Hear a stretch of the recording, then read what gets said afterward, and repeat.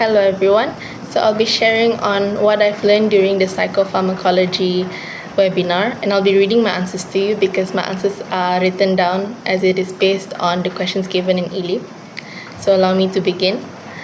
The one key concept that really stood out to me was how neurotransmitters like dopamine and serotonin can affect our mental health and how medications work to balance these chemicals. I never actually realized how much our mood and behavior depends on these tiny things that are happening in our brain. And what really caught my attention was the fact that neurotransmitters are actually synthesized by the food that we eat.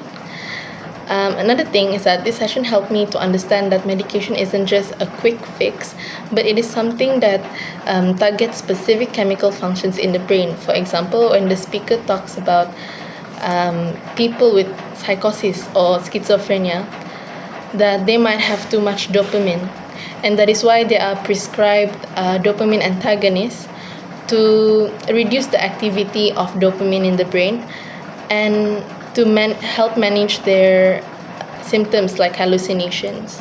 And that example actually really helped me see the connection between the brain chemistry and the behavior.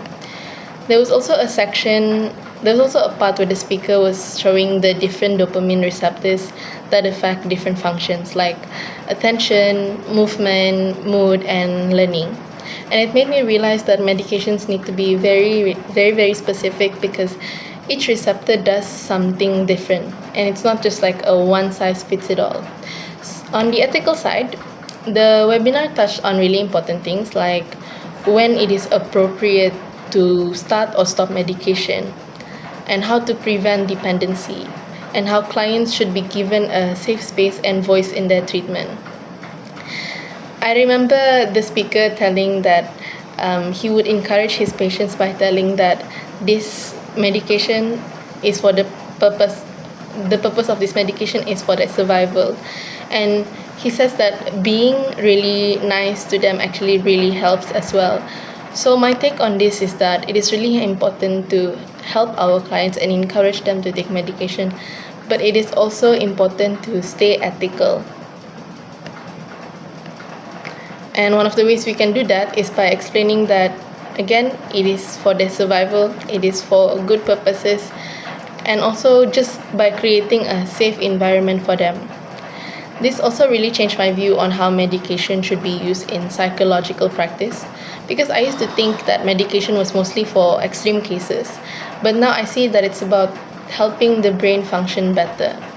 And that should always be paired with, like I say, good communication, a safe environment, and support.